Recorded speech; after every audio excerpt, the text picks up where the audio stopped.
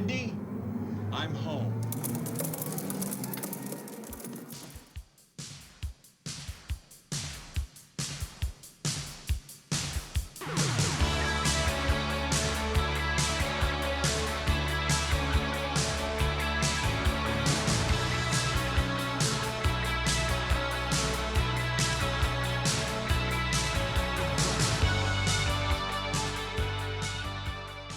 Hello and welcome back to Shocktoberfest and another thrilling episode of Totally 80s and 90s Recall. Get ready to rewind back as we reminisce about the music, movies, and pop culture of the greatest 2 decades ever, the 80s and 90s. I am one of your hosts, David, and jumping on the mic with us, luckily today, after many threats of quitting this podcast over Field of Dreams, it's my good friend, Rob. Today's episode comes to us in the form of a letter. It comes to us from a fan calling themselves Just a Writer in Colorado. They write, David, Kurt, and Rob, I'm writing to you from a beautiful remote location where I have taken a temporary job as a winter caretaker for a massive historic resort. The idea was to enjoy the peace and isolation while finally kicking my writing career into high gear. This is my shot, my big chance to prove I'm a serious literary figure and not just a failed teacher with a temper. The problem is the isolation is getting a little intense. My wife, bless her heart, seems to be developing a severe case of the jitters. She jumps at every noise and keeps giving me these weird, wide-eyed looks. My son is also going through a phase where he talks exclusively to his index finger and occasionally spells out ominous-sounding portmanteaus. It really is affecting my focus. Frankly, guys, the only people I can have a decent conversation with lately are the former staff members. I know this sounds strange, but the bartender and the former caretaker are incredibly supportive of my work. They keep suggesting I need to correct my family situation and achieve true peace and quiet.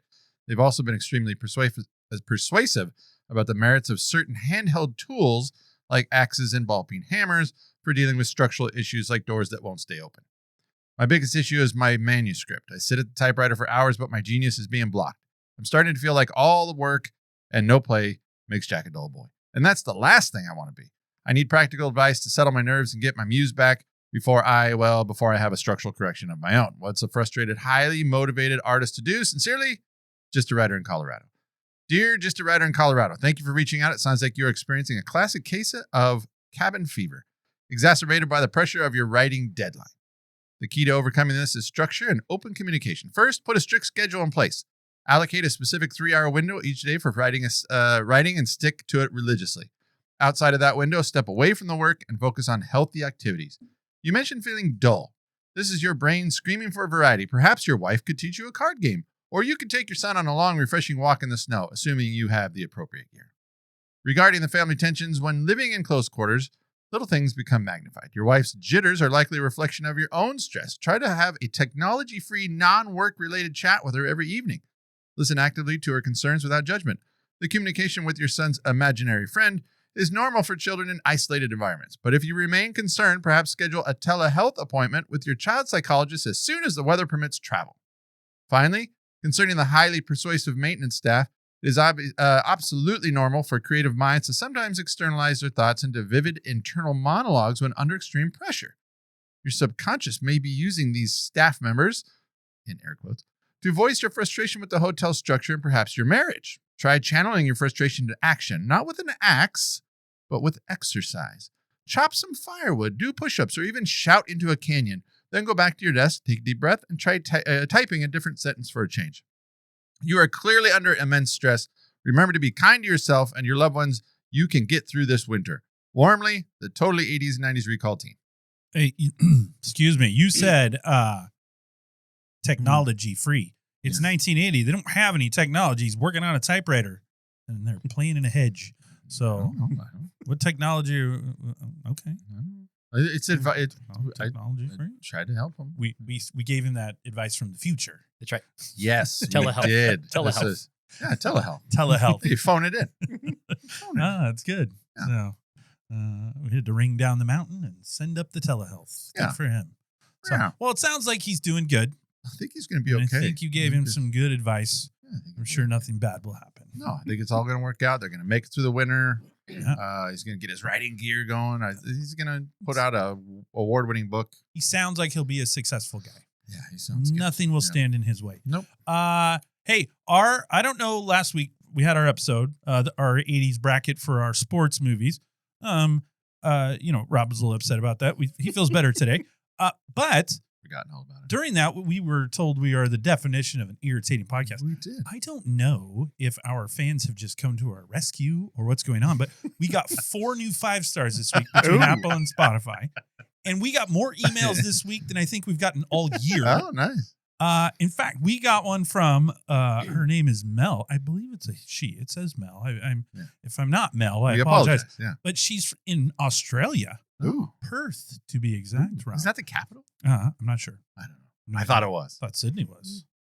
Anyway, I don't know. She also recommended us to review Tootsie. That's a second fan that has said that. But we also got some reviews from someone who, I forgot his name, but he said he's been with us since the first episode. We're the first podcast he's ever listened to. And he was as upset about the Field of Dreams as you are. And he said he'll be listening over the next few weeks to gain. We have to gain his trust back, is what he said. So that might have been sarcastic, but that's fine. But you did get a lot of support that was on there. And a couple people wrote in. Wildcats was mentioned by a fan. That's right. A movie, Youngblood, and I don't know what that movie was, and I looked it up. It's a hockey movie. Oh, no. From 1986, stars Rob Lowe, Patrick Swayze, Keanu that's Reeves. so weird because I opened up after we recorded.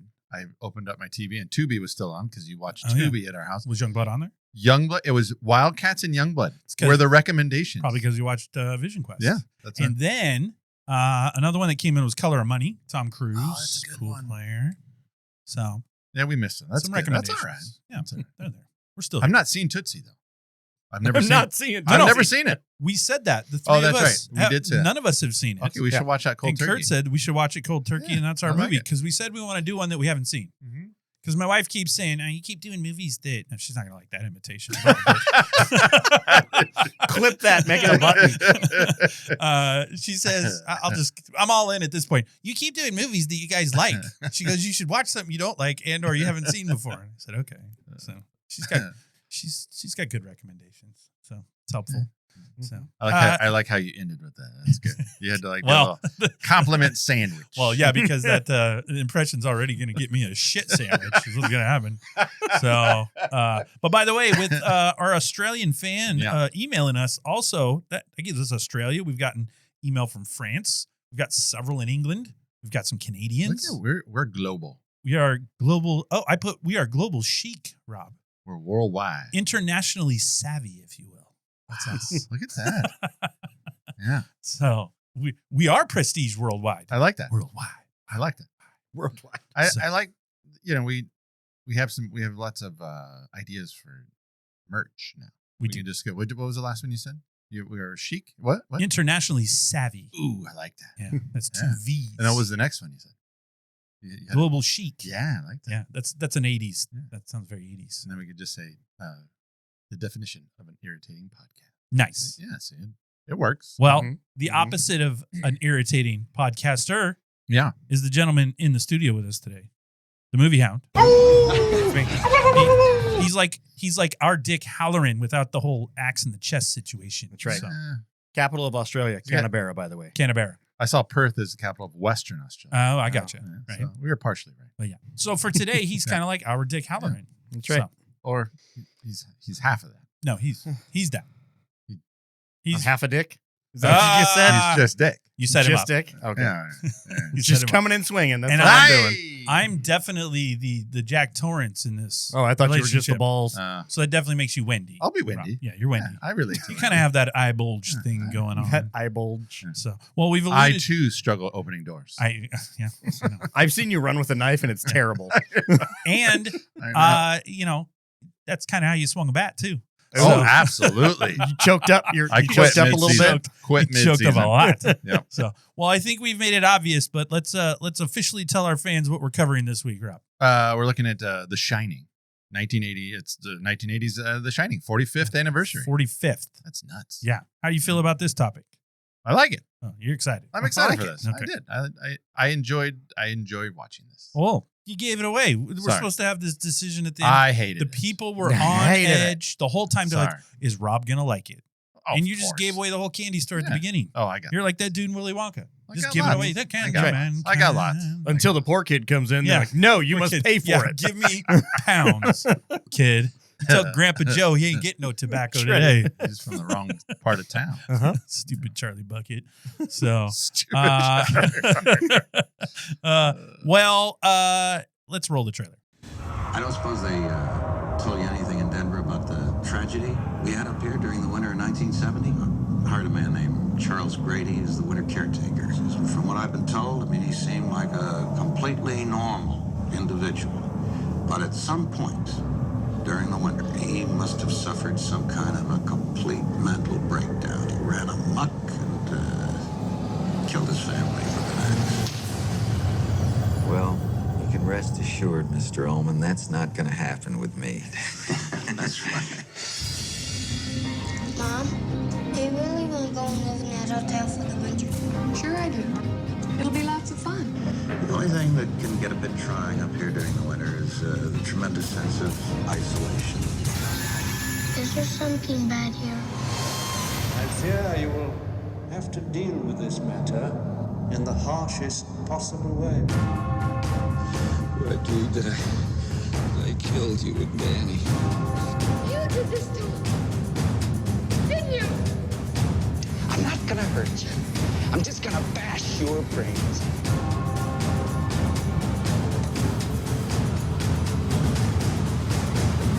Here's Johnny.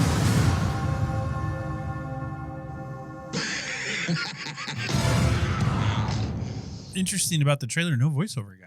Yeah, no. Yeah, that felt like a modern. Hey, you think A so? modern trailer. Yeah, That they felt like- they did it? feel like they gave away a lot of it. Yeah, that felt like a remake, like a modern trailer. Is Like that the somebody one- took it and That's the one you pulled. because I read somewhere. Well, that's the one you told me to pull. That's the one. That's I do He pulls whatever's what you on, tell him to pull. whatever's on the teleprompter. It's what I But we are a team around here on Totally 80s 90s Recall. And you see that it's like that. You could go, let's go get the authentic one. No, do. No, He didn't listen No, to no. it. no. He just All right. clipped it and moved on. I'm not. No, I'm not doing. Yeah, I'm not doing the extra. No, What I'm not are doing we talking that about? because if I pick the wrong thing, Yeah. I don't want to hear about it. Then it's my fault. But you're hearing right. about it anyway. So it's inevitable. So, all right. I've got Siskel and Ebert this week. Yeah, I still like the drums in that. Even if it's a modern drum, that was good. it's a good drum. I like. I like that trailer No, that's good. because I'd read somewhere that the original trailer was just the blood Oh, yeah. coming down and it like That's not a Mhm. teaser trailer. it was a real trailer. back Okay. It was in the day. actually Rusty Water. yeah, and that's Because how they that's the sold only it. way they got it as the trailer. Yeah, because they said you couldn't show blood on the. It was It might violated the. It might already ratings. be one, but that's a good name for a band, Rusty Water. Mm, There you go. I like it. I'm adding it. I'm adding it.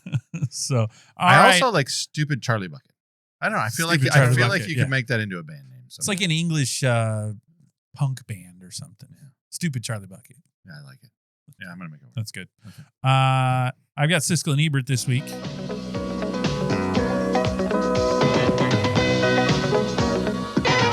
As if I don't do enough around here. Okay. Ebert, what's our thought process? What do you think? They're gonna like it. They're gonna love it. Love it. All right. Well, Maybe. Hold on. Yeah. You, I'm no, gonna you, go love it. you already got that. No, So I think they're gonna love it. we're going to start with Ebert. Ebert did not write a review about this in 1980. What? But he came back and wrote one in 2006. Gave it 4 stars. Ooh, full See? full. Praised its chilling atmosphere, psychological depth, and Kubrick's visual mastery. Mm. He also acknowledged that it works better as a meditation on madness than a traditional horror film. Ah. The film is great at creating unease from the character's isolation in the vast, ominous hotel. So that's Roger Ebert. I like it. Siskel did review it. Ooh. 2 stars. Wow. Called it a crashing disappointment, lacked thrills and suspense, which was unexpected for a Stanley Kubrick film. The lack of thrills suggested a different intent from Kubrick, but ultimately found the film ineffective as a horror movie. So that's Siskel. I think he's wrong. I disagree, sir. I quite disagree. Yes. I doth protest, sir. It's on your grave. Wow. That was You went straight dark, there. dark. you went dark quick. Wow. Well, it is Squatting on a Shock- headstone over It is here. Shocktober. Shocktoberfest. Shocktober. That's right. During Shocktoberfest, we never know what kind of spooky things come out of our mouths. My neighbor one time told my dad that he was going to piss on his grave. Yeah, they were good friends. It made my dad mad. Everything, to be fair. You mean your dad was Can not make your happy dad- about that? So one time I saw my dad really mad. Yeah. He wanted. Guy was old. And to be fair, He wanted to climb the fence and strangle the a guy. lot of things make your dad mad. And he it might have been too that he sprayed him with like some yard spray through the fence. He had one of those old fashioned. That's what I said. They were best friends. Name is Bob. Bob So. Stevens. I know about the Bob. Yeah. I was there. I heard about the Bob. So, Bob died. R.I.P. Bob. well, he was already pretty old. He was old then. Yeah. Your dad was fighting an old guy, That's true. which I always thought was interesting. Well, and I think back now, he was probably like, my dad was probably like 35, 40. He had really green grass, though. Yeah, he did. My dad had good grass. Yeah. Well, so did Bob. Oh, Bob had great grass. And he had was those- like a golfer. He had those cool trees in his yard. He did. What? Anyway. What are we going back and forth here? I don't know. You guys are just Yeah. bouncing back and forth Kurt? with grass. Kurt, And all I can think of is marijuana? No. this, as we said at the beginning, is a nostalgia podcast. I guess. We're having nostalgia. I guess everybody is enjoying it at home. To be I'm fair. getting the irritating podcast Yes. To be fair, Oh, that reminds me. My wife said to that. be fair, My the wife- grass is really green. It was Yes, really nice. it was. We'd My- hit lot of wiffle nitrogen. we'd hit wiffle balls on it, and he'd get quite upset. now. The trick is nitrogen, folks. Oh, it Yeah, is. yeah. He had these really cool shoes that you'd walk around. Aerated the lawn? shoes. I think yeah. Kurt has those shoes. I don't. I just have an Oh, aerator. he's got the Raider. Yeah. Yeah. No, The my wife. wife agrees with you. Oh. One of our last episodes, 7. 7. She said we were all over the place. Yeah. She said That's shocking. she was like, she kind of said exactly what you said. She was like, yeah, I get the irritating podcast.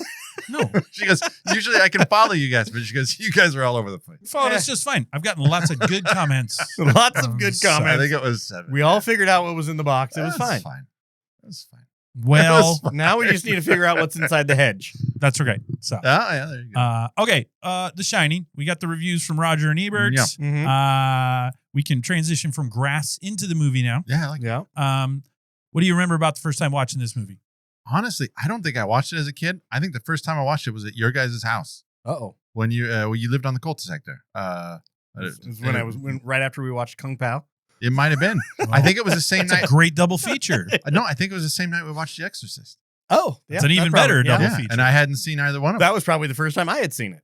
Yeah, seen what? This? Yeah. Yeah. So what are we looking at? 2000? I don't know. something? Probably I don't know if you- 3 or 4. 2003 Did or you 4. have kids at the time even then? No, No. not in the cul-de-sac. Not in the cul-de-sac. Should have had one. Oh, well, Yeah, it wasn't so- 2003. Should have. Well, no, 2004. We didn't have. You would have had one, right? 2004 I had one, so Yeah. it would have been 2003. There you go. 2003. Yeah. There you Oh go. my gosh. I'm just doing a little math in my head. Oh, that hurt. Yeah. I got you. But yeah, I think that's the first time I'd ever seen it. Yeah. Yeah. So and I liked it then. I do agree though that it's more of a thriller and Yes. less horror. I agree. I Just watched because of the anticipation and the anxiety it Yeah. creates with the audience, but But there's still parts that scare me. Yeah. Like that I Is get there? freaked Well, out about. I watched it with my son, and he said the same thing. And he goes, this movie isn't even. Did you run scary." out of the room crying? No, he said it wasn't even scary, and I said it's not supposed to be. Well, he's wrong.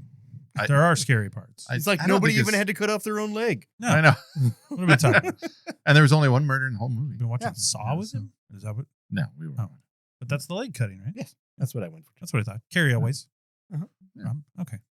I've never seen those. I know you're a big carryaways guy. That's the only first one I've one's the seen. only good one. Yeah, I don't. Because the first one is, we won't spoil I it think I alert. have seen it, but it's 25 been a years while. old. I think It's I might got a watch it with great you guys. ending. It's got a great end. Great ending.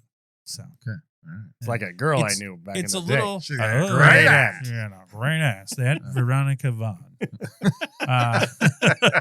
So I think all over the place again. yeah, we're everywhere again. Sorry, honey. I think I saw this. I'm pretty sure I saw it when I was in Japan. I think a bunch of us got together and watched it probably over Halloweenish. Had some drinks. Yeah. Made it a fun experience, but I hadn't seen it before. I think I wasn't allowed to watch it for a while. I do as feel a like kid. this is a movie that would have been best enjoyed maybe with some With some bourbon or a glass of yeah, beer. or Well, some herb. I think Jack Ooh, Torrance would agree herbage. with you Yeah. quite a bit. Yeah. That should be the only way to watch it. That's right. Nicholson would probably agree that way That's too. right. So, but yeah, I always liked it. Like it's one I kind of watch every year, and Yeah.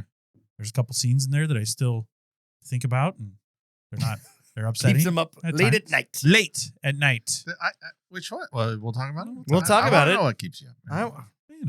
Making out with dead bodies feels gross. You know, feels a little creepy, especially with the skin falling off. You've never tried it, have you? No, I have not. Don't knock it till you try it. That's right. Sitting here with John Wayne Gacy's or So something. good when the skin comes off in your hands. Ugh. Nah, we're not all over the place. We're fine. Hey, Fine. it's Shocktoberfest. Hey, What are you gonna do? Shocktoberfest. Yeah. So We have a really cool, we gotta get a good sound effect for that. Shock. Yeah. I mean, Well, it's a little late for now. I was gonna say, because you've had Halloween. weeks. I know, yeah. Coming up next week. to do it. Could Or have this had week? that. This is Halloween. No? Something. No. Okay. All right. Fine. Nothing. None of my ideas are ever good enough for you. No. No, they're not. So I would say all of us were fans of this from the start. Correct. Yes. So we're going into this thing as fans. Yeah. And we'll see if the rewatch keeps us on the same train. I think so. All right. So, well, from the eerie Overlook Hotel to Jack Nicholson's unforgettable performance, and of course, Shelley Duvall's Dead Eyes, we'll unpack what makes this film a timeless classic as we go back 45 years to revisit The Shining.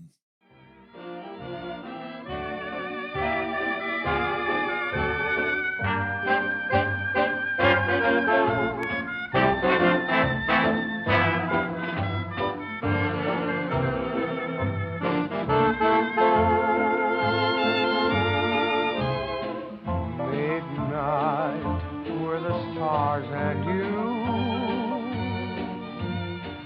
Midnight and a rendezvous.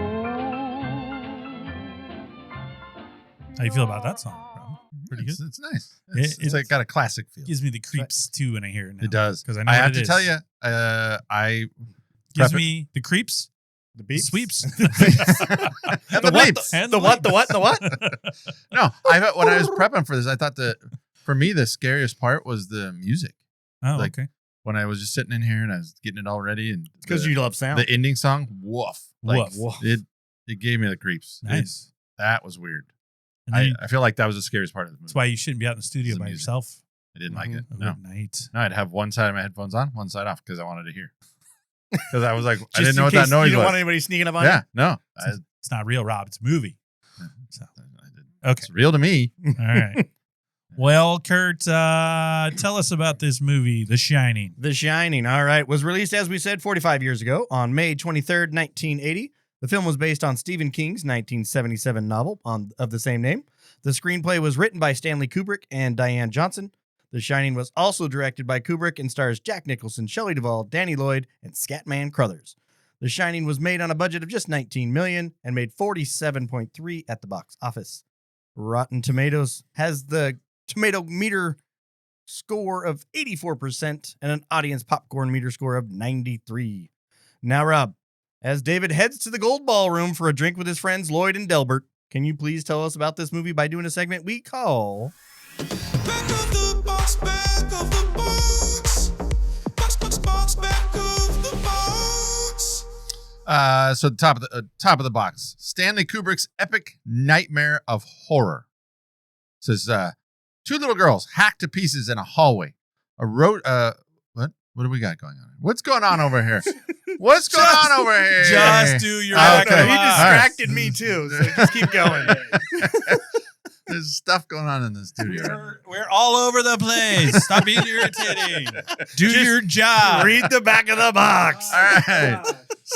One thing to do. Do your job. God. Stanley Kubrick's epic nightmare of horror. Two little girls hacked to pieces in a hallway, a rotting corpse rising from a bathtub, an elevator door opening to unleash a room-filling ocean of blood.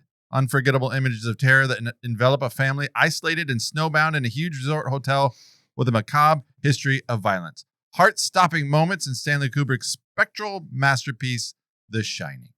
With 2001, A Space Odyssey, Kubrick revolutionized special effects wizardry in a Clockwork Orange. He turned society inside out with a corrosive satire of crime and punishment. Now he spins the ultimate ghost story from horror master Stephen King's bestseller, and the results are awesome. Awesome. Two-time Academy Award winner Jack Nicholson overwhelms you as Jack Torrance, Winter, caretaker of the Overlook Hotel, who spirals helplessly towards madness and murder as the hotel's power plays upon his weaknesses. Shelley Duvall is the ultimate woman on the run as Jack's put-upon wife, Wendy, and Danny Lloyd effectively plays their psychic son, whose ability, his shining, unlocks visions of evil. But The Shining's real star is the Overlook Hotel itself. Its great lounge, ballroom halls, and kitchens were created on movie soundstages, yet as designed and photographed, the hotel takes on a perverse, menacing, and quite tangible personality. But the unexpected is the norm with groundbreaking Kubrick for The Shining. We have the most relentless, intelligent, ornate horror film ever made. Interesting. Yeah. That is a long. That was box. that was the longest back of the box we've I ever was seen. about to say, did that fit on a VH1? I don't know, but then I'm Yes. looking here. Yes, It says VHS box, very long. Long. it very says long. 1980, Yes. but it also has a 1990 date. So this might be a Modified It's version. a reprint. It's a reprint. That's okay. That's They okay. still gave us a synopsis, Yeah, which there's is what we're looking for. no runtime. Yeah. What's runtime? What is this the is runtime? constitute a penalty? Oh, but there is a penalty up to 5 years in prison and a $250,000 fine if you copyright. You know, same exact fine if you cut the tag off your mattress. So, Anyway, did you find the running time? I did not. I was looking for it, couldn't find it. It's got to be like. Oh, running time 146 minutes on the premiere, 144 for United States. There you go. 119 in Europe. They cut out a half hour. Scatman Carruthers. yes, That's right. That's right. I like that name, right? That's what really distracted David That's and then the threw rest me. of us Yeah. as we were trying to do It things. threw me. I don't understand how you can't just keep operating just because It was the because scat. I got ADD, man. Yeah. So I was hoping Rob's going to find a tribute to Mr. Scatman Carruthers. That's how. I really like that guy's name, though. I wonder, that can't be his real name. Was that? just I think it was like it's a name. Scatman John or something like that. What was the name of that song? But Scatman is still really his name? I don't know. Scatman's okay. Carruthers. Scatman Yeah. Carruthers. He was like a famous actor. All right. Well, let's get into the categories. Let's not do that. His actual name was Benjamin Sherman Oh, Crothers. No, nice. There I you like go. that you distracted from my mistake there. That's right. You're welcome. Before, And he was a musician actor. there you go. Before we jump into our categories, let's go over the casting choices. okay. So, because we love doing that. Uh-huh. While Rob finds the tribute for Mr. Scatman, Okay. why don't you start us off with some casting information? Well, I got Kubrick's second choice for Jack Torrance after Jack Nicholson was Chris Christopherson. Yes. Yeah, there was a lot. Yeah. Actually, Yeah, there's quite a bit. Also had Robert De Niro, Yeah. Robin Williams. I thought those were weird ones. I thought So- Robert De Niro, I think, would have been good. Well, so I saw a thing with Kubrick. And so for Robert De Niro, Robert De Niro had two problems. One, Robert himself said the novel gave him nightmares. Yeah. And two, Kubrick didn't think he was psycho enough after watching Taxi Driver. And he thought Robin Williams was too psycho, Too psycho after watching Mork and Mindy. Mork and Mindy. Oh, hey, Rob, look at my suspenders. I think Tony might have it's too started drinking crazy. out of this. No. So he also, Harrison Ford, but Kubrick didn't think he had the edge that was needed for the Yeah. role. The studio gave him a list of names, but he didn't like any of them. Christopher Reeve, Mm-hmm. John Voight, Leslie Thought those were- Nielsen, Also weird. and Martin Sheen. So, and I'm guessing Martin came from. I also had Michael Moriarty. Oh yeah, that's a good one. He was in Law and Order at one point. I believe Yeah, he was a so. lawyer. Yeah. So ultimately chose Nicholson because of what he saw in One Flew Over the Cuckoo's Nest. Did you see? So I thought Did you it would say work well. Leslie Nielsen? Yes. Did you say that? I did. You say Harrison Ford? I did. Yeah. It wouldn't be our podcast if Rob didn't repeat what I said. Well, I'm over here trying to find a stupid Scatman He's song. trying to scat. Yeah, What are we doing? I can't find it. I had I think I found it. Jack on Nicholson Spotify. wanted Jessica Lange as his Wendy. Yes, he did. Oh, I saw lots. that. There were lots of Wendy characters. Yeah. Kubrick told Jack, I don't like her screen presence. So no Jessica Sorry. Lange for you. I saw Sissy Spacek. Mm-hmm. I saw that. Meryl Streep. Meryl Streep was actually considered, but Kubrick didn't want to bring her in for a reading so she can get tested. That's all right. He didn't think she was right. I saw Mia Farrow. Oh, yeah. That makes sense. Dick Halloran. I got Louis Gossett Jr. and Slim Pickens. Slim Pickens. But Slim Pickens declined after working with Kubrick on Dr. Strangelove. Didn't like him. They didn't like each other. Not a good working environment. Well, Kubrick, I think, had a bit of a history. I think Kubrick had a history with a lot of It people. was tough. He was tough. he was a reshooter. He was. That's an lots of- understatement. Yeah.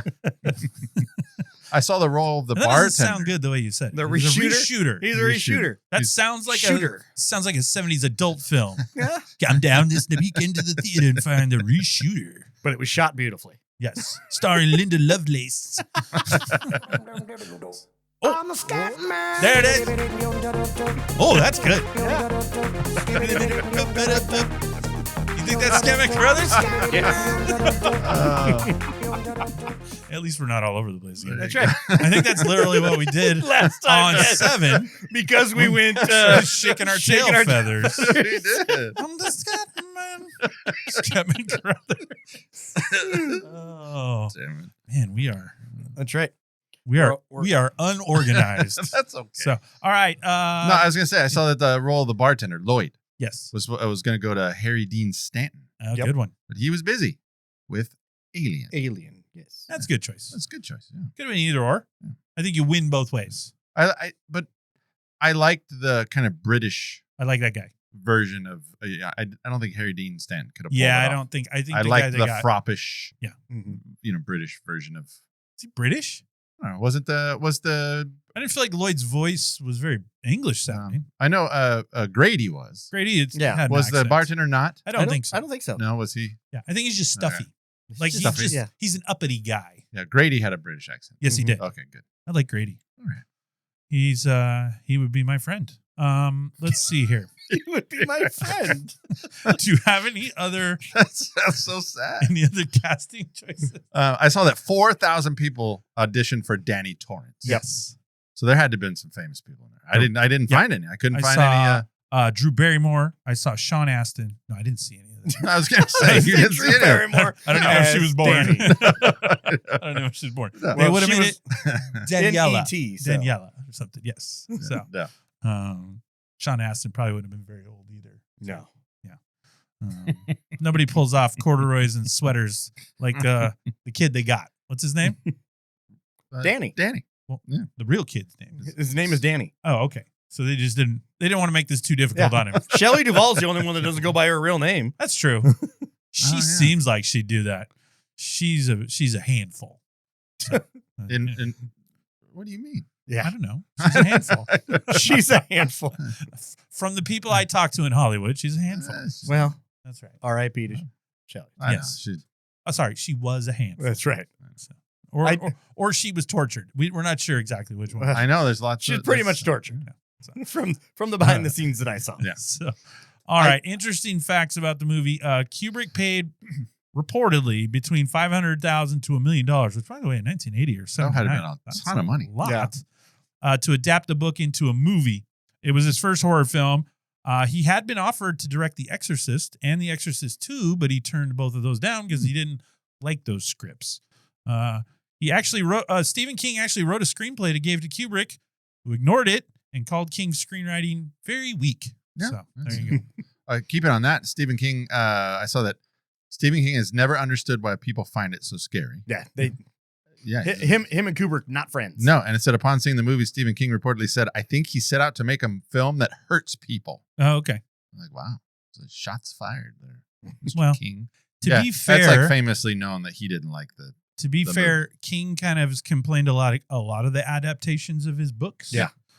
He hasn't liked all of them. No. And then when he got a chance to do his own, Maximum Overdrive is what we got. It was amazing. Fantastic. And if we're really looking at So it from good. a cinematic standpoint, Masterpiece is the Stephen word you're King looking has for. no leg to stand on. Love that Right? movie. So He's got one leg. he does. He's a tripod. So, opening shots of the movie are filmed in Glacial National Park in Montana. Ooh, yep. And the exterior from the Overlook Hotel are, Rob?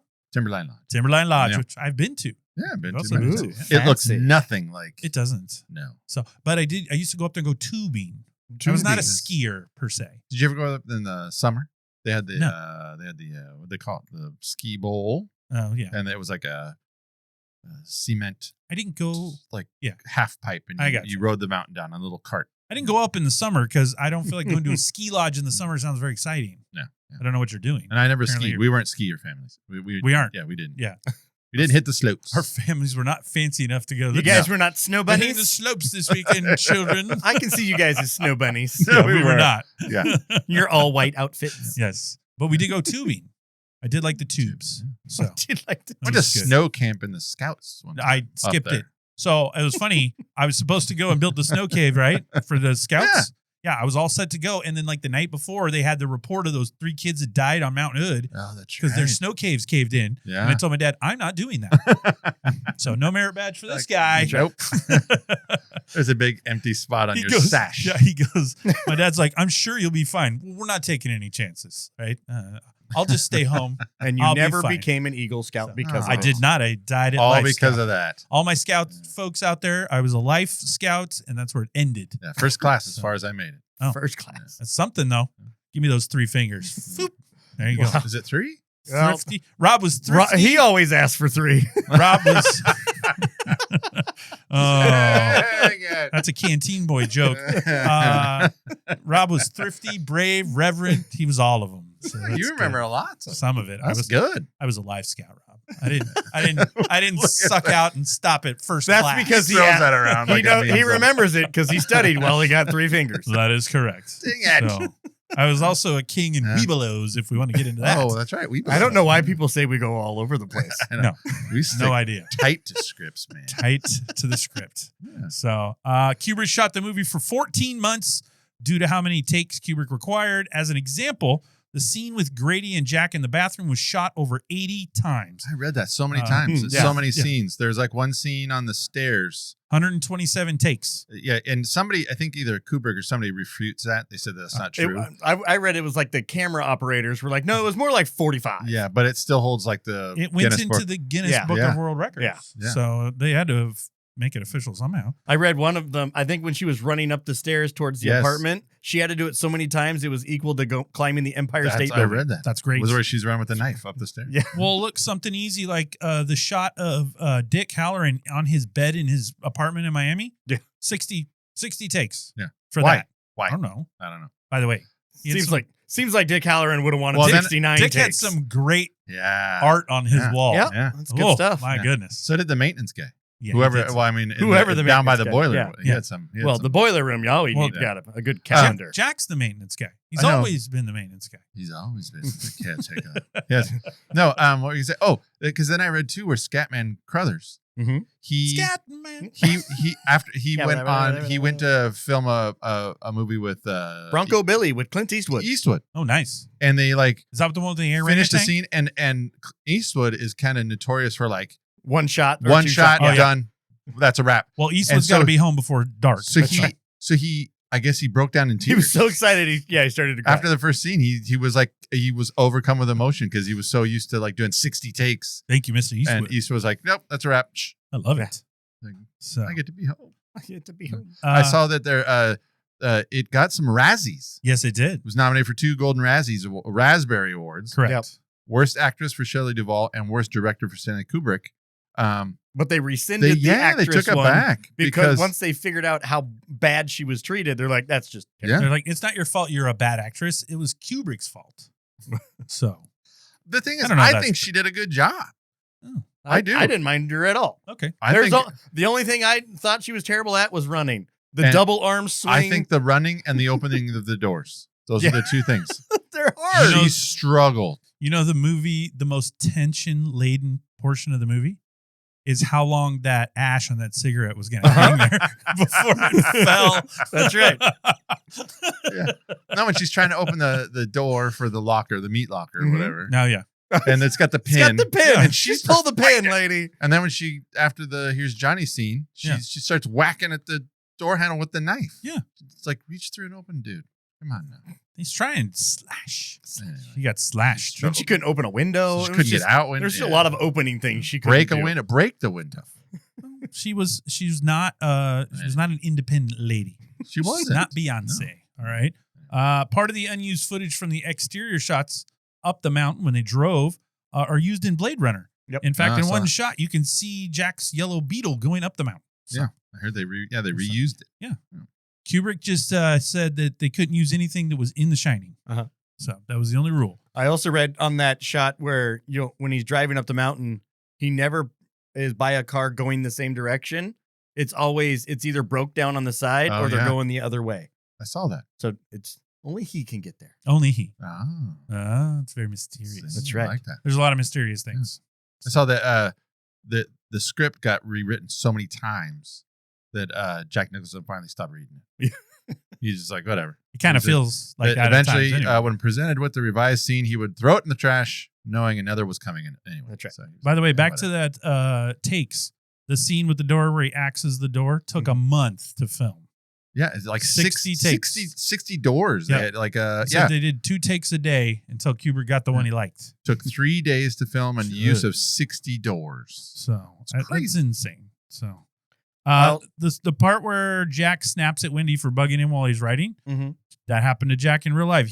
That's his story. Yeah. He said it happened with his first wife. He was writing a movie at night and she walked in and he went nuts because she was asking him a bunch of questions. Part of why they probably got divorced. Kubrick liked the story so much he added it into the movie. One momentary loss. That's right. One momentary. So The length of the shoot also pushed back other movies like Reds and Raiders of the Lost Ark were delayed because they're all using the same Soundstage. soundstage. In like And since England. since they were using every single part of the soundstage, they couldn't shoot any other movies at the time. well, Red sucked, so that's fine if it got pushed back. What did? Reds and Raiders. I don't know if I've ever seen Reds. It didn't get rated very well. So, the title "The Shining" comes from John Lennon's song "Instant Karma," in which John Lennon repeats the lyric "We all shine on." Oh. So that's where Stephen King got that. So I read that the gal that played the young girl or the lady in the tub. Yeah, they never And acted, the old ladies. Yeah, they never acted before and they never acted again. That was their only role. I mean, she's not doing anything. She's got to wear like a skin suit that looks like you're dead. That's about it. So, No, that was just them. Oh, she was already decaying? That's right. Oh, okay. So, like, excuse us, Mabel. Can you just shoot in this scene for a minute? We realize Mabel, we're gonna prop you up. I have bed sores. That's okay. We need those. It's That's right. fine. We need those. Don't put any ointment on that. No Neosporin today. So the Here's Johnny line was almost cut by Kubrick because it was improvised. Yep. He lives in England, had no idea. He'd never seen Johnny Carson before. And so when he was watching it, he didn't know what the hell was going on. And when Nicholson did it, they said he asked all the people off camera, like, what is he saying? He's like, his name is Jack. I don't understand. But then once they explained it to him, he left it in the movie, which it became iconic. So a good call by everybody who talked him into it. Right. That's right. So last thing I have, the book. I've read the book. Have either of you read the book? I don't read. No, my wife was telling me the other day, though, she had a student with it on his desk. Nice. Ooh. I read it in high school because I read a lot of Stephen I've heard King it's very books. different. It's Quite different. Yeah. So in the book, Jack is a man trying to redeem himself. He's a recovering alcoholic, but he loves his wife and son.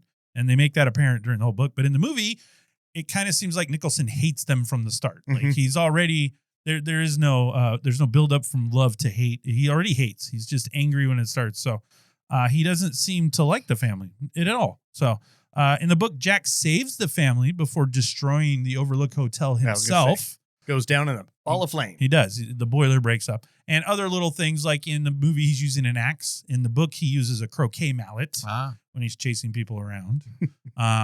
There's no maze in the book. I was going to say They're animals. They're the bushes. The are bush cut are like animals. Yeah, and they come to life, but Yeah. they couldn't do it, so they just went with the maze. They just went with the maze. Made it easier. I also heard that in the book, Tony, the little boy in his mouth, was actually Danny as when he's older, Correct. doing his shine back to him. That is correct. Warning To tell him. Yep. Because Anthony is his middle name. It's Danny Anthony. Yeah, and There if you you go read the next one, which is book one, because the room number is wrong. Yeah. Because they do 237 in this book 217 or whatever it's called. Yeah. It's 217 in the book, but Timberline had an actual room 217. Yep. And They're they like, didn't we want don't it- want that. Yeah, we don't want people not staying there. You know what? In retrospect, they It probably yeah. should have. It Oh. probably would have become a destination Oh. thing people would have stayed in. Would be Forever. booked all Yeah. year. I want to stay in the Shining room. Will the dead lady be in there? That's right. Would you like the undead lady or the dead lady? I want to know. I want the hot one and the dead one. I want to. I want to. I want one of experience. each. I want the whole. I want the experience. dead old one Yes. and the young Correct. undead. Yes. So, and it is 1980, so we do get a couple sets of 1980s boobs. Yep. Some Oh, yeah, we good did get 80s some- boobs and some not good 80s boobs. Some decaying. So, 80s yes, boobs. decaying 80s boobs. Ma'am, your nipple fell off. Here's some tape. Just tape it back on for this shot. Well, if we didn't have to shoot it 73 times, maybe Yes. maybe I wouldn't droop so much. All right. Rob, do you have any other interesting facts? I don't know. I've got some. I saw that the number 42 appears multiple times in the parking lot. There are 42 cars. Danny wears a shirt with 42. He's also watching the Summer of 42 on TV. I don't know what it means. Well, but, there's a lot of weird stuff around this movie. You can also go into where it talks about that Kubrick helped film the moon landing, and this movie is him admitting it. Danny's wearing a rocket shirt with the Apollo 11. There's some other NASA stuff mixed in and some other. Yeah. So there's a lot of theories on that. There's some Native American stuff because there's stuff in the hotels all Native American, plus all the products in the dry goods storage. They've got the baking Native soda American with the Native logos American and head stuff. and stuff on it. So there's something like an apology to Native Americans for genocide. Yep. So I think over the years, people have just started kind of putting together thoughts of what they think the movie's trying to say, when in reality, it might not be saying anything. Because Kubrick never officially confirms any of it, but he also didn't ever deny any of it. So he just kind of let it float out there. So the 6 theories I kind of landed on were the moon landing, admitting the moon landing was fake, Native American genocide, that it's a depiction of hell. Yep. That it's actually a CIA mind control experiment. Control. And then it's Theseus and the Minotaur. It's and it's about child abuse. It's so those are it's an amalgamation of all of them. Kind of a 6. Got the whole thing. It might be all of it. Yep. All right. We don't know. We don't know. Well, with that, since we don't know, let's jump into the categories. Hey, here come our categories.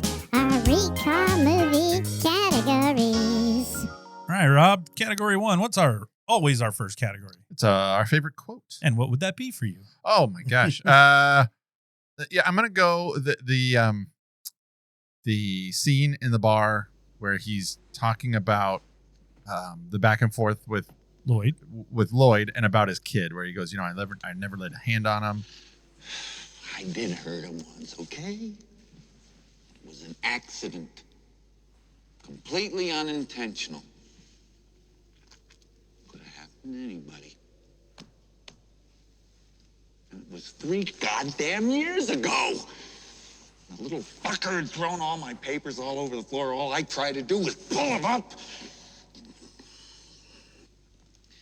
The momentary loss of muscular coordination. Few extra foot-pounds of energy per second. Per second. Just the way he delivers that I thought it was really good. Perfect. Really masterful. Yeah. Good acting, I thought. Very good. Kurt? Let's see here. Mine, I had a couple of them, but one that just makes me laugh is when Wendy comes in to bother him. Hey, weather forecast said it's going to snow tonight.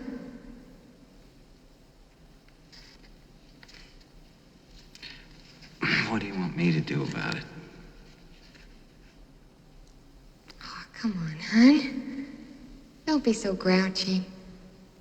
I'm not being grouchy. I just want to finish my work. What do you want me to do about it? Yeah. Just a little. Well, you said it much happier than he did. Well, that's like very sinister. When she comes running into the bar after that scene, and he goes, Jack, and some strange woman. He goes, "Have you lost your fucking mind?" Yeah. Like he just looks at her like, what? So I like that one just because no apology, because she just screamed at him from hurting the kid and but nothing. Again, it goes back to it feels like he hates them anyway at the beginning, because like when he's riding up there and he goes, "See, he's out on television." And when the kid asks him any questions from the back seat, he looks like he's gonna strangle him anyway. So let's just tell our kid about the Donner Party. And to be fair, every time, even before he goes nuts, if you will, I think he's nuts anyway, but before he goes all the way nuts, every time Wendy asks him something, just random normal questions, he stares at her like before he answers. She goes, "Oh, you slept in today," and he looks at her like, "Yeah, so what?" Like, and then he answers it. So it's kind of like he's not socially good. Like he has no social skills. He's a bit of an odd fellow. Yeah, he sucks. So, well, my favorite quote is, it's always been the favorite quote. It's the twins. When he rolls around the corner and they say, "Come play with us, Danny."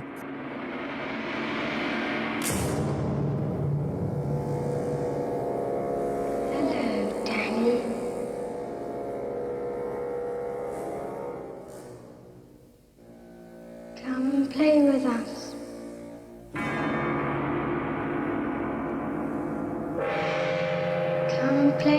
Daddy. Forever. And ever. And ever.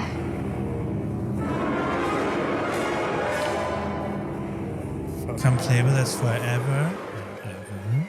That's my favorite. That's my favorite. And quote. ever. No. They come play with us. I also like the Wendy, darling, light of my life. I'm not going to hurt you. know. You didn't let me finish my sentence. Mhm. I said, I'm not going to hurt you. I'm just going to bash your brains in. Yes. That's a good I one. like when he goes, she's backing up and he says, when do you suppose we would take Danny into town? Yeah. And he says, as soon as possible. And he goes, as soon as possible. possible. It's really- I like when he's talking to the bartender, and the bartender basically says, "Is everything all right? Or are you I hope okay?" it's nothing serious. He goes, "Nah, nothing serious. Just a little problem with the sperm bank upstairs." The old sperm bank. Yeah. I I'm know. like, so graphic. Well, just the way he kind of loosens up with Lloyd, Oh, yeah. and then he kind of becomes this different character. His good time, he's Good time, Jack. yeah. Yeah. And it's funny to listen to his dialogue. Smiling it changes, and it's really good. I Some of the also best like- lines in the movie is when he's becomes that Yeah. guy. I also liked when Dick was talking to the guy with the snow cat and he goes, they turned out to be complete unreliable assholes. Unreliable assholes. That's good. There's there's a lot of quotes in Yeah. this. I mean, we're not even. I mean, No. here's Johnny's probably Oh one of the my most gosh. famous ones. Red rum, Mhm. obviously, is a famous quote, right? Red People use that. rum. Red rum. My wife and I really like the scene where he was locked in the cell or in the refrigerator, or whatever Mhm. it's called, the storage cell. So storage room. And he the camera angle is super cool because it's filming from below. And It's he funny. goes, I watched the behind the scenes. Kubrick's actually on the floor with a camera between his legs, yeah, shooting straight up. but where he goes, Wendy, baby, I think you hurt my head real bad. I'm dizzy and I need a doctor. But just the way he tries to sell it, and Yeah. then he stops and kind of thinks, trying to listen to see. Nothing's happening. So, yeah, lots of great quotes from this Yeah, movie. that's good. Obviously quotable. 45 years later, it's still a mainstay in pop culture. So, category 2, favorite scene. Kurt, let's start with you. All right, mine when Wendy starts reading the book and then she has to do the backup up the stairs. But it's Jack's monologue. You are concerned about him. Yes. And are you concerned about me? Of course I am. Of course you are. Have you ever thought about my responsibilities? Oh, Dick, what are you talking about? Have you ever had a single moment's thought about my responsibilities? Have you ever thought for a single solitary moment about my responsibilities to my employers? Has it ever occurred to you that I have agreed to look after the Overlook Hotel until May the 1st? Does it matter to you at all that the owners have placed their complete confidence and trust in me and that I have signed a letter of agreement, a contract, in which I have accepted that responsibility? Do you have the slightest idea what a moral and ethical principle is? Do you? Has it ever occurred to you what would happen to my future if I were to fail to live up to my responsibilities? Has it ever occurred to you? Has it? Stay away from me. I got taken back to A Few Good Men. Oh yeah, When he's on good. the- Yes. And I was like, oh, they go so well together because they almost have the same cadence. Yeah, my wife as he's actually going mentioned through that. it. She goes, "You got a little bit of everything. You got the Joker's Joker in in there. there. Yeah. You got A Few Good Men. Yeah, Give me the bat, Batman. Yeah. Yeah. So he wrapped all those things Yeah. together. Where he goes, So- Wendy. He does that. So, well, my favorite scene is when she bugs him for the first time, and he's trying to type in. He goes, Wendy, let me explain something to you. Whenever you come in here and interrupt me, you're breaking my concentration. You're distracting me. And it will then take me time to get back to where I was. Understand? Yeah? Fine. And we're gonna make a new rule. Whenever I'm in here, you hear me typing. Whether you don't hear me typing, what the fuck you hear me doing in here, when I'm in here, that means that I am working. That means don't come in. How do you think you can handle that? Yeah. Fine. Why don't you start right now and get the fuck out of here? like, how did she not leave right then? Yeah. Like, just Mhm. I'm leaving the mountain. I'm taking the Like, cat. he hasn't even really had time to go nuts at the hotel yet. He's just already mad. Yeah, he's just mad. He just hates her from the start. I read that was a difference too in the book. I think in the movie. he genuinely In the hates book, her. it was a slow burn, and then in the movie, it's like I'll talk about that later because I think there was a chance to do something different there. But I think Jack Nicholson's take is he's just nuts from the start. Yeah. So he really doesn't have that far to go. Is what I'm. So, but we'll talk about that. So, what's your favorite scene, Rob? I just have always liked that end scene where it zooms in on the picture. Okay. I thought it was kind of a twist, Even though it makes no sense. but it makes no sense, and I think just the way it leaves you scratching your head, going, What's happening? Well, it gives was you he the there? idea- Was he not there? Has he always been there? I I mean, mean, now I've read that. Like, did he get He's absorbed into? Yeah, he's part of it. yeah, now. we don't know, and Yeah. so I just really like that ending, and then it just goes to credits, and Well, so just you're like- you're just sitting like there Grady- scratching your head. Grady wasn't always there, and then after Grady chopped up his family and then died, he got absorbed. But always then they made him the butler, and now he comes Yeah. because all the people that have been there are there, and then it makes you into whatever you need to be for the hotel. Yeah, That's kind of what I read. So I just thought that was a really well done. Scene, very spooky. Did you see the history about the picture? No. Apparently, they didn't find out the history about the actual picture because it's from 1921. Okay. And they were trying to figure out who did they put his face over the top of. Uh-huh. And apparently, it was some guy named Santos Casani, whose stage name was John Goldman. Nice. But apparently, the real picture was from a St. Valentine's ball at the Empress Room in the Royal Palace Hotel in London. Oh, wow. February Ooh. 14th, 1921. Wow, look at foggy, you. foggy little London town. Look You at like right. that? So that's good. Foggy little London town. All right. I remember we used to go to the outlet stores, and they always had that store, London Fog. London Fog. You Never could buy went there. Jackets and umbrellas. Ooh, So that's all anyway, they sold? That's all they sold. Wow. And Spotted Dick. So all right. He enjoyed that. Let's go to category 3, favorite character in the movie. This is a two-parter. Do you have a favorite character in the movie? And then 2, would the movie have been better if you replaced anyone? So we'll start with you, Rob. I'm going to pull a Rob. I haven't done it in a long time. I Good. think my favorite character is the hotel. Beautiful. Nice. Of course I it like is. it. Yeah. It's the central antagonist. It's not just the setting. It's malicious. It's sinister. It tries to manipulate the Torrance family. I think it is the character in the movie. That's good. And to answer the second part, or are we doing that? Are we doing round robin? No, go ahead. And then coming back to the second No, part? you're Oh, up. Go both. I would say that I Double dip. I don't want to replace anybody in this movie. Interesting. No, I think it was perfectly cast and Perfect. Yeah, That's right. All right, Kurt. I went with little Mr. Danny. Oh, interesting. Danny/Tony. I thought, I was like, oh, somebody had to like dub his voice over. No, little Tony did, or little Danny did Tony's voice as well. And I thought that part was probably his best work that he did. I mean, the little shaking with the drool, I was a little too much with that. But for a 5-year-old, the kid was excellent in the movie, I thought. I thought much he did a good better, job. much better than old boy from Jingle All the Way. Jamie. Again. All right. Anybody you gonna replace? I'm with Rob. I don't think I could replace anybody. Nice. Because then it wouldn't be the same. Wouldn't be the thing. I like Dick Halloran. So He's good. I was kind of a tie between Dick Halloran and Grady. I like Grady too. Grady's a little crazy, but I like him. He likes And this he's cat. a little more casually racist than I would appreciate. The Scatman brothers. Scatman Carruthers. That's right. But I do like Dick Halloran. I like Delbert. So those were kind of my two. Now, if I'm replacing, I would have replaced Shelley Duvall. I mean, really? Yeah, I don't like her as an actress, and I don't like her voice. So I just think there's a better version of that woman. What was the show she did later? Where it So- was like with the nursery rhymes. Oh, Fairy Tale Theater. Fairy Tale Theater thing. Yeah, Yeah. that was So- really good. Popeye. But here's my other one. This is just for what, because I've read the book. For what the book is. Hey, we get it. if You you're gonna- read. Yeah, I'm very. I know you're cultured. I'm a learned, When he was in high I'm a school. learned doctor. All right. It's a house I of learned think- doctor. I think Jack Nicholson did an excellent job, but I Yes. think true to the book, someone like Harrison Ford actually would have been really good because Harrison's likable from the start of the movie. Mhm. And then he could, as he goes nuts, you'd be like, oh man, Harrison Ford, the hotel must be messing with him because he wouldn't act like that. And so I think the transition would have made Yeah. more sense the way the book is if you used a Harrison Ford.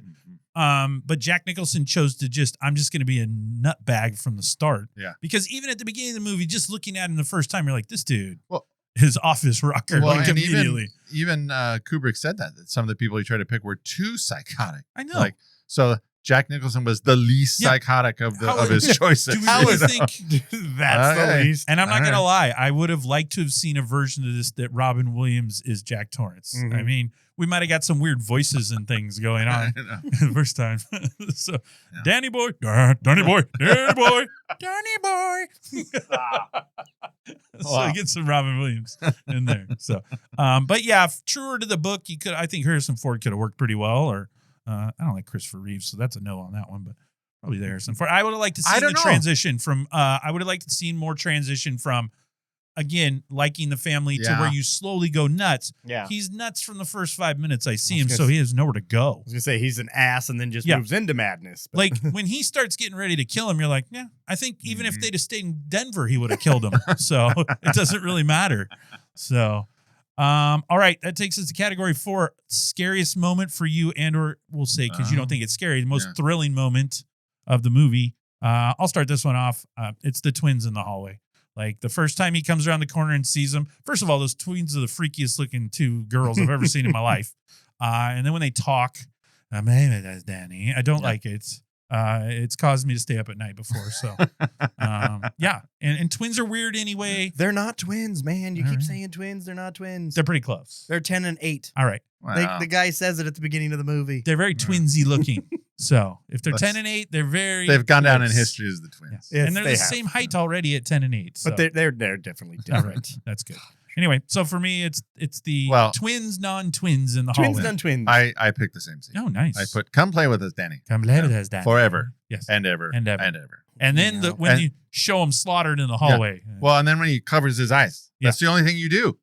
That's the only thing you do in that is you just, because you can't run, you're frozen. So just cover your eyes. And for some reason, they freak me out more in that hallway because at the beginning, they come into that I was room. gonna say, they're just sitting in the And I remember seeing them and you're like, okay, ghosts. But then when he comes around that corner. It has something to do with the hallway and the way it's filmed. And it's that creepy angles and stuff. I got to give Kubrick credit because the way he filmed it, and you go around that corner. And when he comes around the corner and that bike stops and you're just like, oh, that's awful. Yeah. So, because you're right. I would have done the same thing. I would have just sat there and gone, I guess I die now. I was guess my day's over. Nope. You just play with the twins. So, all right, Kurt, scariest or most thrilling portion of the movie for you? I did not have the scariness of anything. Mine was, like I said earlier, it's just the overall feeling that the movie gives you, especially with the music. Even just Danny riding around on his tricycle, going from hardwood to the rug to the hardwood to the rug was rhythmic as well, but it just created this sense of anxiety and something's about to happen. And that was the scary part for me, was just the anxiety of what's happening. And it still holds well today after rewatch. Oh yeah. And to sound very Robster, to agree with you, like when he types in that echo room, that's weird. Just him throwing that tennis ball against walls and it echoes in the whole place. I think that's a little crazy. So, but yeah, so I agree though. I think the ambiance sets up a good spookiness. The ambience. I don't like the fact that you associate being agreeable to Rob to me. Yeah, that's to you. I don't want to be too Robbish, but I agree with you. I agree. This movie is good. It's a good. Damn it! You pulled a Rob again. Damn it! I like that you made up a new verb, a robbish. Rubbish. You're rubbish. Rubbish. All right, category 5, most 1980s or perhaps late 70s. Thing or object or movie prop within the movie. So, Rob, we'll start with you. Okay, I'm going to pull a Rob again. I found this really great quote. It said, though it was released in 1980, the classic horror film, The Shining, has few objects that strongly represent 1980s culture because the movie deliberately feels detached from time. Okay. So that was a thing he deliberately did. He tried to remove anything that made it stick to a particular time in history. So I would disagree a little bit, but there's a few times where it does you can kind of, but it's kind of stands on its own. What do you think, Kurt? I'm going to go with something you brought up earlier. The Virginia Slims full flavored 120s from Wendy. Good night. Yeah. So. Because she pulls those things out and they're like 4 feet long. Yeah. I would say what I got, my big one was, the TV on the wooden legs in the wooden box. That's pretty 80s. A landline telephone is fairly 70s and 80s. But I got Danny's bike. It's the first version of like a big wheel. I mean, that's kind of what we had. Yeah. It's the sit down 3-wheel item, and you ride it around. And his is a little better version because it has some metal on it, but we got the plastic ones. But it's kind of the same thing. It's got that big wheel vibe to it. Yeah. So the whitest thing that I saw was the giant can of fruit cocktail. Oh yeah, say whitest. The whitest thing. Oh. The whitest thing I saw was Wendy, because she needs to get out in some sunshine. They're in the mountains in the winter. She's not getting sun. So all right, get her vitamin there was D. also those giant cans of Tang. Oh yeah. Also, it's for the moon landing situation. There you go. Yeah. It's such a conspiracy. All right. Category 6, yearbook quote. Well, I am definitely interested in what's going to happen here. Kurt, let's start with you because you always have a humdinger. I just went with some places are like people. Some shine and some don't. There you go. I like it. So I'm going to go second so we can cut Rob's legs out possibly. I go, good. I want you to like it here. I wish we could stay here forever. And ever. You didn't cut my legs out. I like it. This is from Dick Halloran. He said, the world's a hard place, Danny. It don't care. It don't hate you and me, but it don't love us either. Oh, nice. And I think that's actually really good. That's actually really true. That's actually something you might write in your book. Yeah. Heads up, kid. So, this world's a hard place. Anyway. Thank you, Mr. Halloween. Saying it. We've got an hour into this, and no one's even talking about the little boy that's in their mouth. So that's good. We were trying to avoid that. We're trying to avoid little boys in our mouth. I gotcha. Yeah. So we are not part of the Catholic Church. All right. Not anymore. Or the Scouts. Or the Scouts. Which we talked about. Which, we've alluded to. We've both. just offended two very large 90% of our listening groups community. of people. Excuse me? Yeah. It's not the first time. We're just going off of pop culture, folks. We don't know these That things. was one of those moments when my wife was putting her makeup. She went, like we get it. Bam. It's what we call an off-putting joke. Yeah. Yes. Or it's off color. A bad taste, if you will. It's bad taste. We'll just say it's bad taste. Is that blue humor? So, Is that what they call it? I don't know. Blue? Blue? I'm blue. Da-ba-dee-da-da-ba. Again, we really have no sense of coordination. We do. It's We're good. Ridiculous. I love that song. Like, it really excites me to listen to that song. All right, category 7. Gross. Plot holes and questions. We'll start with Rob because he thinks this is a perfect film, so we'll see if he has anything. No, I think the thing if Halloran was so had to shine. The shine. Did he not see what was The coming? axe coming. Did he not know that Jack was? He had, right? He only had a little. His shine was I can communicate with people through the brain. I read that too. That in the book, the as you get kid's older, shine was way stronger than, which is why he could talk to himself in the I think past. as you get older, the shine goes away. Maybe he needs a probiotic. I don't know. That dome is still shiny. Might help bring the shine back. That look on your face is just a little bit. Maybe he needs bring it back to the probiotic. Yeah. It'll make you feel lighter. But I saw the thing was his whole purpose was to get the other snowcat up there, so then they could leave. Because if he never, I know without Dick Halloran, you don't have. But he lasts all of 30 seconds. I know. I'm here, Torrance. Immediately. And I got a question too. Jack's got a broken leg at a minimum, ankle something. He got down the stairs pretty quick. So he's good. He got downstairs, hid, and waited till he walked exactly into that one spot, and then just yacked him in the chest. Pretty thick goose down coat. I think he would have had a little cushion, right? No, that axe. You've seen him swing that axe. It's okay. He's a former fireman. He's a volunteer fireman. Might have doled it out on that door a little bit. So. Well, when there was 40 of them. Daddy's home. So, Kurt, what do you got? Let's see here. I want to know why is Wendy checking the boilers?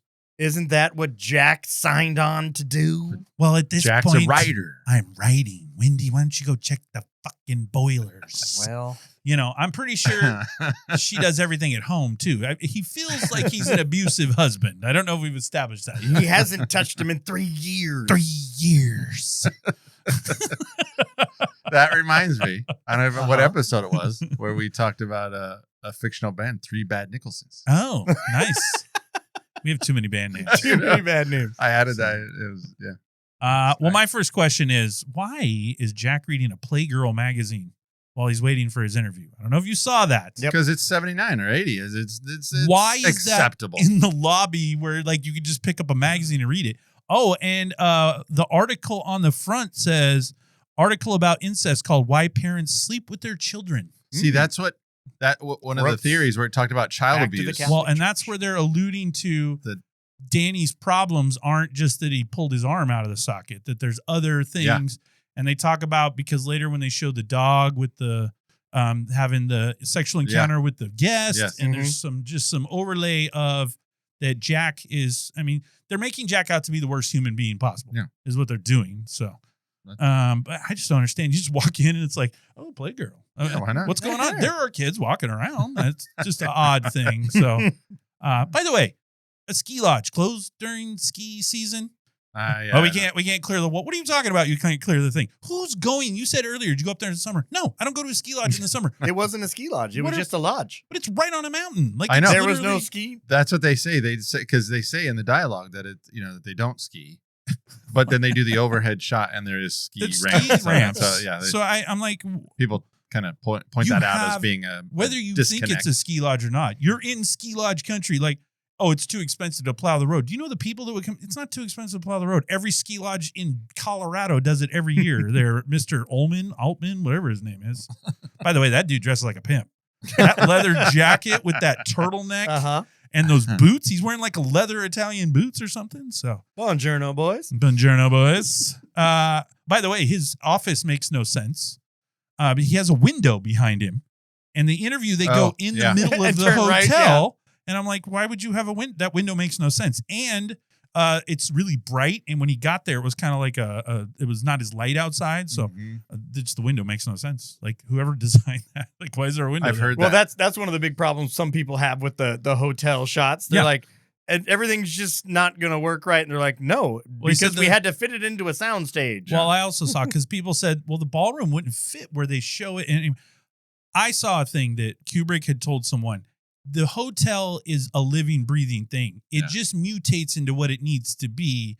It's not supposed to be architecturally correct. I've heard you know what I mean? So they called it like the impossible hall theory or something like that. I don't know. Anyway. But yeah. So Playgirl magazine, good. Window, weird. Ski lodge closed during ski season makes no sense. I was like, it's not a good business model. As someone with a business degree, I like that. Not a synopsis. good business model. Hallway, bad. Ski season, good. Playgirl, good. So, all right, that'll take us to category 8. Our Harry Temple. I should have stayed in Aspen. Aspen it is. But somehow ended up at the Overlook. That's right. Moment where a character knows or realizes their demise or something really bad may occur. I'll start this one. I've got when Wendy makes contact with Jack's head with the bat. The look on his face is like, well, that sucks. Like, that didn't go the way I thought it would. I know. By the way, it is criminal how they have her swinging that bat. I know. I don't even think she would hurt him. Like, even if she did make contact, he'd be like, what are you doing? She was traumatized. She couldn't do anything. She was holding the barrel and her hands weren't even together. Like, she's not an athlete. They shot it. Right. They shot it 127 times. Not once a camera or key grip walked over and go, "Can I show you something? Can you move your hands down a little right here?" That's all you have to do. Not one person went and made that effort, right? Yeah. So, okay. She probably had enough stress. They were just like, that's what I mean. Just let her swing the bat. She's stressed. It's criminal. The way she swings that bat is insane. So, all right, Kurt, what do you got? Mine was the close-up of Dick's face when Danny's sending him his telepathic SOS. That's good. Yeah, that's good. I like when they close up on Dick's face because I get to see more of the art that's behind him on the wall. So I get art 80s boobs on that one. So like that's his apartment. Yeah. And those are the pictures on his wall. That's right. It was a thing. Scatman is, I think he's pulling some tail down there on Miami Beach. He's sitting there walking down South Beach. Yeah.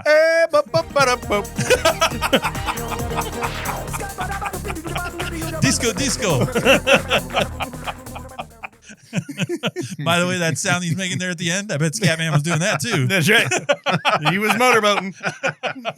Oh, boy. I could just see the Scatman. This is an interesting traffic listen for the people that are listening to it. That's right. Oh, And beautiful. traffic.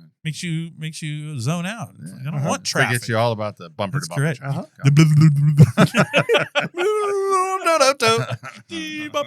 Oh, boy. Yeah, Scatman's, he's having a good time in the off season. Yeah. Mm-hmm. Being a cook at the Overlook pays well. That's right. Got a spot on Miami Beach. That's right. Apparently, he's just got soul sisters coming in and out of the apartment. And he can, he can hop on a flight. He's got connections. He can get a guy to hook him up with a snow cat. Yeah. I mean, the guy knows stuff. He knows people. He's the scat man. That's right. He's like a former military or something. Yeah. Okay. Anyway, Rob, what you got? oh, He forgot. I know. He forgot he had We've gone. talked about the scene a lot, and so, but it's the scene where he comes around and the girls are standing in the hallway. Like Oh, the look on his face. Well, both times really, when he turns around, the girls are there. It's frightening. He does a lot of good staring. What about when he Frightening goes stares. into 237, Rob? You could have cited that too. When the girl So. comes out of the tub. What about when he stands next to the bed going, Which he says 43 times before she wakes up. Yeah, she's tired. By the way, She's tired. by the way, She's tired. I wrestled with my husband, knocked him out, locked him in the thing, Sleeping like a and I baby. go to bed. Sleeping like a baby. That's true. Well, we're not even worried. The thing is, she checked the things because he said that he destroyed a couple of things. And she goes, oh, the cat doesn't work. The radio doesn't work. I guess I'll go to bed. Yeah, we'll just lock Like there's ourselves. nothing else we can attempt to try. Well, We can she do wasn't something. thinking he was getting out with as much trouble as she had getting him in. Well, It's like there's no way he's she getting the weighs door 37 open. pounds. Of course, it was difficult getting him in there. Grady hooks So him up. Grady's hooking him up, which I'd like to know how Grady did that, but that's, That's right. fine. So All right. it's very perfect for Shocktoberfest, Rob, That's right. because we don't have to explain it. So, all right. You guys got anything else? That's the end of our categories. Oh, no. Aw. Oh no! Oh, no. Wow. Interesting. Well, since you're so sad, why don't we do final judgment, Rob? Start with Kurt. What is your feeling still about The Shining? Like I said earlier, it's still about The Shining. It still creates the feeling of anxiety, even though I know what's going to happen. You know, nothing's going to jump out at you except for that one axe for Dick, but that's about it. But it's still a great movie to watch. I'd really like them to recut the movie. Let's just do a restream. And right before Jack hits him with the axe, that Hold on. Scatman song hits him. Like he walks around the corner and he's like, "Hello, family." And then the axe goes in the chest, right? As That's right. Scatman. That'd be good. Yeah, that'd be good. Yeah. And you can recut it too, like when the elevator blood flies out. Yeah. You could play that Slayer Raining Blood song. Just That'd work. That'd work. You could you could upgrade this with a soundtrack recut is what you could do. So many possibilities. So much room for activity. So, all right, Rob, final judgment. I found a quote that says, eschewing, which is a great word, eschewing jump scares in favor of haunting visuals and slow burn character development, Kubrick crafted a unique horror masterpiece. And I agree with that. I think it's a horror masterpiece. Yep. And it's not even that scary, but No. yeah. I don't know. Yeah, I love it. 10 out of 10. Yeah, I love it. I would say I think as I've gotten older and you talk to people, there's definitely a split right down the middle of people who are like, that's a dumb movie, Yeah. or they really love the movie. Mm-hmm. Some people watch it and they're like, what's the point of that? So, but I think it's great. I watch it around October. I get a good scare from the twins or non-twins. if you will. That's right. Sisters. Well, and what I like about it is we've talked about it before where like we were talking about baseball movies. Like I where, sleep with the there's- lights on. where there's you have baseball movies that aren't about baseball. You Like gotta- Field of Dreams. Yeah, Field of Dreams. But Not a it says, sports movie. speaking about the theme of the film, Kubrick stated that there's something inherently wrong with the human personality. There's an evil side to it. One of the things that horror stories can do is to show us the archetypes of the unconscious. We can see the dark side without having to confront it directly, and I think that's what I like about this movie. It's not a lot of blood and guts. It's not. I mean, there is some, but not a ton. Yeah. You don't have jump scares. You don't have the Jason and the Freddy Krueger, but it gets in your mind. It's gets you in the mind. Get you. Yeah. So anyway, Great explanation. I like it. So I think you're a Kubrick guy. Rob, He's that feels very heady. Robster. It's very It feels heady. very Robster to be a Kubrick Yeah, guy. I do like his stuff. I know. Because it doesn't make. I want it. There's probably a meaning there, but there isn't a meaning. You're a It's Kubrick probably guy. like, no, I just I made a weird movie, dude. Yeah. I made a weird movie. Don't overthink it. I You're a made some Kubrick choices. guy. I'm a Tarantino guy. So there you Oh, go. there you go. Yeah. Really like Kill Bill. I'm a Farley Brothers guy. Oh, I do. I like that too. Over here, we're doing fart and poop jokes. Hey, That's right. I'm a Happy Madison guy. Mhm. It's my favorite. It's my favorite film company. I appreciate what you're saying right now. I mean, right now. Shampoo is better. Anyway, I think that covers everything you would ever need to know And some more. And about the The Scatman. Shining and Scatman. You guys got anything else? I Got another one. Well, fans, we'd love to hear from you about today's episode. We hopefully we didn't wander too often. Hopefully, Rob's wife doesn't think we're also irritating. Oh, She's very she made supportive. She made up her mind a long time ago. Very supportive of our show. Well, you can find us on all our social media sites. They're attached in the show notes. Drop us a message. Let us know how you feel about The Shining. Do you have a favorite scene that we didn't cover today or a quote that we didn't talk about? Reach out to us about that or any other 80s, 90s topic you'd like us to cover in the future. But no matter how often you ask, Rob will not go into room 237. Won't do it. Won't do it. All right. The Total 80s and 90s Recall team wants you to know that this Great podcast transition. is the perfect complement to your listening experience and the perfect antidote to modern life. We're also the podcast that is the textbook example of an irritating podcast to listen to. Now, before you go get yourself a case of that, what old timers call cabin fever, a kind of claustrophobic reaction which can occur when people are shut in together over long periods of time, sort of like the three of us. Check out the Total 80s 90s Recall podcast at Total 80s 90s Recall at podbean.com. Now, don't be scared. Remember, it's just like pictures in a book. It isn't real. But if you do get scared, send the Total 80s and 90s Recall team an email, 80s90srecall at gmail.com. And don't forget, let the Total 80s 90s Recall team help you appreciate the present by indulging in a healthy dose of the good old days. Wasn't there a 90s song? Cabin, she's got cabin fever. I got cabin fever. There is now. There is. I think that's a song. Look it up. She's got cabin fever. I got cabin fever. I think it's a song. Cabin. Okay. All right, yeah. Kurt, you talk while I figure it out. All right. Podcasting without ratings and reviews makes totally 80s and 90s Recall dull boys. So if you could, please help us stop our slow descent into madness and rate the show 5 stars and leave us a review. We would greatly appreciate it. Your ratings and reviews help new listeners find the show so they can stay with us forever and ever and ever. By the way, I was totally incorrect about the cabin fever song. Yes. It's not she's got cabin fever. It's the jungle fever. She's got jungle fever. Yeah, I was totally. It's that New- Spike new Lee one. movie. That's a new New song. one from the Scat Man. She's got jungle. No, it's a real song from. It's a real song. It was in the Jungle Fever All right. Spike Lee movie from the 90s. Scat Man's now going to make the cabin fever version. Got cabin fever. Anyway, so It's gonna have his ladies and pictures all over it. By the It'll be way, good 70s Bush in those pictures. Yes. Like there were afros everywhere. On the head, Okay. everywhere. We just hit a new level. Rob, What- closing thoughts. Closing thoughts. Go. There's your transition. You go from 70s Bush everywhere to closing thoughts. Oh, I never thought we'd say that, but we did. We did. We just did it. Hey, what did we learn today? None of us really enjoy rotting 80s boobs. No, we did We not. all really.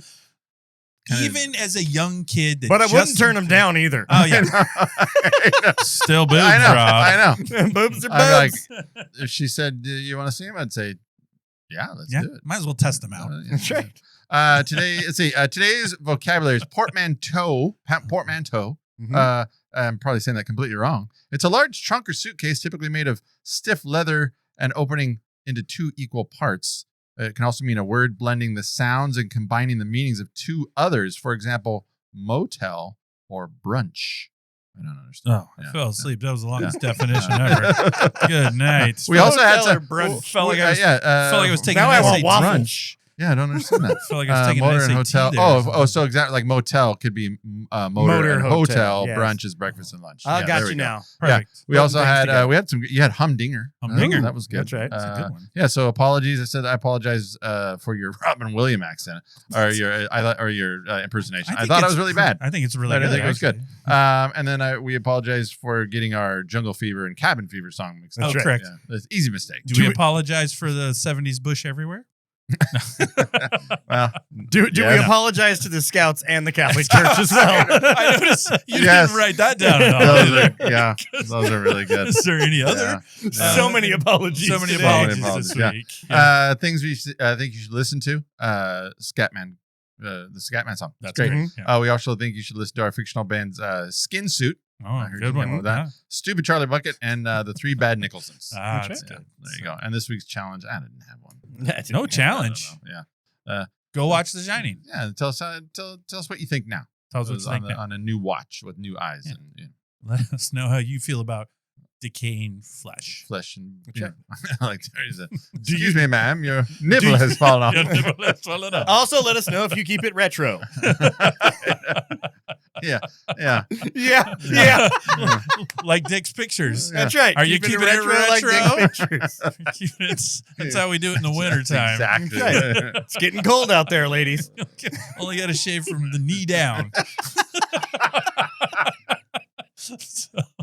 All right. Well, this week we unpacked the eerie tension, iconic performances, and lasting impact the Overlook Hotel had on the horror psychological genre. Unfortunately, that does bring us to the end of this week's episode. We hope you've enjoyed our look back 45 years. That's a long time at the 1980 classic, The Shining. As always, we'd like to thank the Movie Hound for sharing his cinematic expertise with us this week. And now we'll let him go spend some time with that little boy that lives in his mouth. Finally, a huge shout out to you, our awesome listeners, whether it's your first time tuning in or you've been chilling with us for years. We can't thank you enough for hanging out with us today. Hopefully, we brought you some laughs, great memories, and needed fun courtesy of one Mr. Scatman. And don't forget, you can catch brand new episodes of Totally 80s and 90s Recall when? Every Tuesday. That's exactly when it happens. Some would say, unfortunately, that's when it happens. Ah, yes. Oh crap. Anyway, what are we doing next Tuesday? Sorry. All right, next Tuesday. I am excited. The Hound finally gets a break. Excited. Oh, okay. He's excited. He's been here for 3 straight And we weeks. get to I've do got some 2 music weeks off. again. We're on music. Gee, And what I'm excited about is we're doing 90s easy listening / soft rock. And what I like Okay. about this is Rob is not going to like any portion of this, but you have to pick songs that fall into that category, Rob. So And the thing that sucks, I'm already thinking about it. This isn't 70s easy listening. no. It's not 80s easy No, listening. 90s. It's 90s. There is a ton of 90s easy listening. You just have to go find it, Rob. So that's the only rules I'm going to give you. It needs to fall in the easy listening as soft rock genre. Don't be coming in You here didn't with. even give me like a chart or anything. No, like I just no. I'll tell you this: you're not bad. coming in with any like alternative rock bands, any of that stuff. That stuff's all out. You need to go look for. I'm not going to tell you what to look for, but you'll know it when you find it, Rob. You'll know it when you find it. It will come to Butthead. That's what we say. Okay. But I love it because there's no way you're going to make a top 10 that you're going to be super happy with. Fantastic. And then we'll get to go through that next week. I'll find a way to like it. You will. And to aggravate David at the same time. Because you won't pick the right songs. I'll force myself to like it. Force feed. So, yep. So 90s easy listening soft rock. So for you fans out there, you know, you go, you know what it is. You'll go find some. Okay. Very adult contemporary-ish. That's what that's what I'll give you as a hint. Very adult contemporary-ish, Rob. Okay. So, That's you fine. go. That's fine. Like as an example, and you can't use this because we've already had it on a show before. Fields of Gold would fall into this category. Oh man. But you've used that song because Yeah. you are a big Sting I do fan. like that. I I know do you like do. it. That might be revealed that I probably will enjoy this more than I thought. I think so. You're going to pretend that it's not good I'm music, like, but oh, it's I hate it, and then secretly I'm super awesome. So, listening to it. what do you think, Kurt? He's going to enjoy himself. He is. He often does I often at the expense of everyone else in the room. I know. I don't want to watch him enjoy himself. Absolutely not. I didn't invite you anyway. That's right. I have an invitation Standing. It's a Yes. standing invite. And you never Come. Will. Oh, I do. Oh, I do do. you have anything else? I have nothing else. Fancy goodbye. No fancy goodbye. How shall we end this? I Fancy wonder. goodbye. With a fancy scat. Oh. I did like the other song though. So good. So stupid. Yes. So dumb. 2 movies in a row we've got music in that has nothing Nothing to do with the movie. That's right. I can shake my tail feather to this one.